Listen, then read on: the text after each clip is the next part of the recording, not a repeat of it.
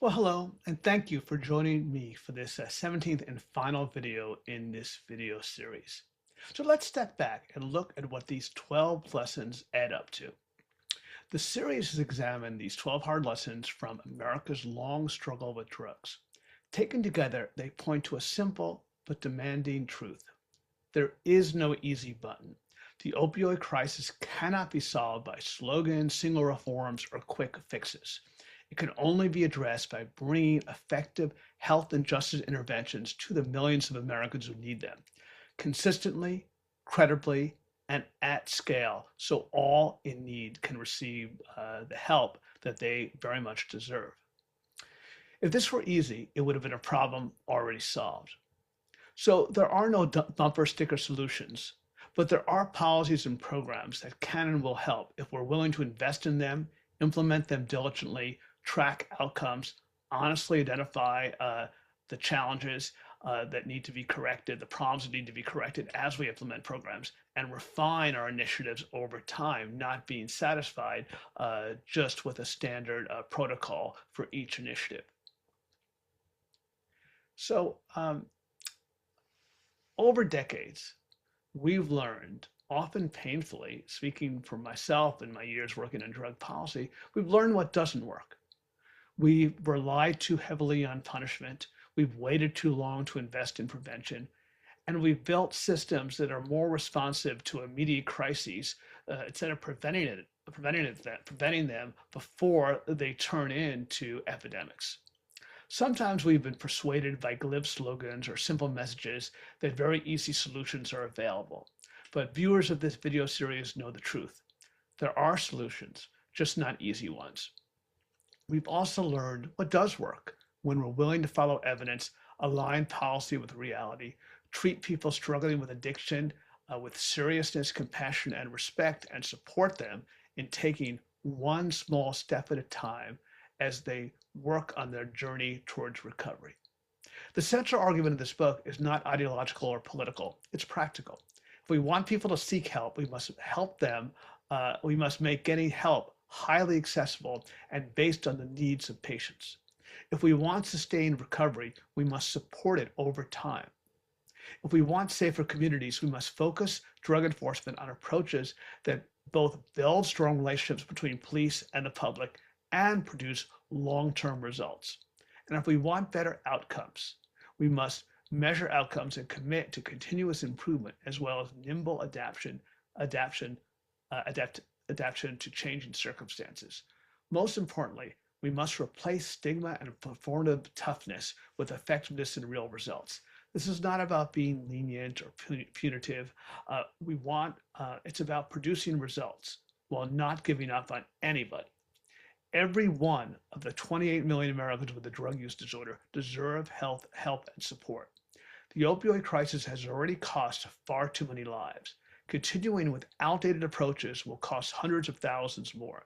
There is no easy button, but there is a much better way forward, and that's what this video series has been all about. So what must change taken together? First, we must treat addiction first and foremost as a health challenge, meeting people where they are, but not leaving them there. Compassion must be paired with clear pathways to treatment, recovery, and stability, and facilitated by those with lived experience who could connect and support and inspire those dealing with a drug problem as they start their own journey towards a healthier life. Second, we must better align justice policy with public health goals, using enforcement strategically, not reflexively, and ensuring that contact with the justice system becomes a point of intervention and not a dead end. Third, we must invest earlier and far more seriously in prevention for all young Americans, especially those who have experienced trauma, instability, or neglect. Waiting until adolescence is often too late. Those early interventions pay off for individuals, their family, and for families and society as a whole. And finally, we must replace stigma, prejudice, and punishment with compassion and effectiveness, with a sustained commitment to the interventions that work best, work earliest, and save the most lives over time. These also happen to be the interventions that also save the most money over time for governments financing these programs. None of this is easy, but all of it is achievable if we choose evidence-based policy and do not let simple rhetoric or slogans persuade us that simple solutions will work. We can't just stop all drugs from entering the country or just force people to stop selling or consuming dangerous drugs. As people often say, if it was easy, someone else would have solved it. No one political party, interest group, or organization has all the answers. But if we work together and heed the hard lessons, we can put in place a much better drug policy for America. Before we close, I want to leave you with one final thought. These are the words that I used to close my book after 3 years of writing and editing it. I hope that you will reflect upon them yourselves in the context of the billion Americans who have already lost their lives during the opioid crisis and the many millions today who are in need of help that they've not yet received. If we want to save the lives of people who are struggling with addiction, if we want them to seek and accept help, we have to offer them not shame, not stigma, not tough love, but the real love they need and deserve. This belief, rooted in evidence, experience, and humanity, has guided the hard lessons in this book. And this does bring the video series just about to a close. Before I wrap up, I have 2 more slides I want to briefly share with you. So over the coming months, I am considering some additional videos to record and share. And here are some topics I'm thinking about.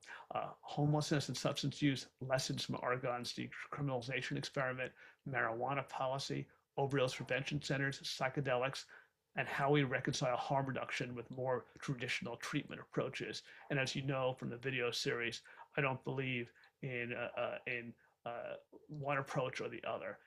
Bringing it together. So abstinence-based approaches work great for some, and harm reduction informed approaches also work. So we need to not get stuck in these ideological divisions on drug policy, but pull what works from all efforts that we've studied over the years. So these are complex issues, often controversial, and they deserve careful analysis. And I also want this idea of producing different videos to be a conversation. So your input will help shape which videos I choose to make. So I'd love to get your feedback on my website. And you can also, my website is richardjbaum.com. And I will respond to every comment, whether about a video or something in the book or a question you have or a request you have. I'll respond personally within 24 hours to every comment received through my website. So thank you for being part of this journey and for taking this crisis seriously. My goal in creating these videos was to offer a clear, accessible introduction to the realities of America's opioid crisis, one that anyone can learn from, regardless of background or expertise. If you made it all the way through, you've invested real time and attention in understanding one of the most urgent public policy challenges of our era. If you'd like a certificate of completion for the video series, contact me through richardjbaum.com and send a message with the subject line certificate. If you're interested in learning more, please order the book on Amazon. The QR link is on the slide, or you could just search for it on Amazon, and there's also more information about the book on my website. I hope this video series filled some of the gaps in your knowledge, made you think about this problem the country faces. This is a big topic, and it's hard to know everything about it.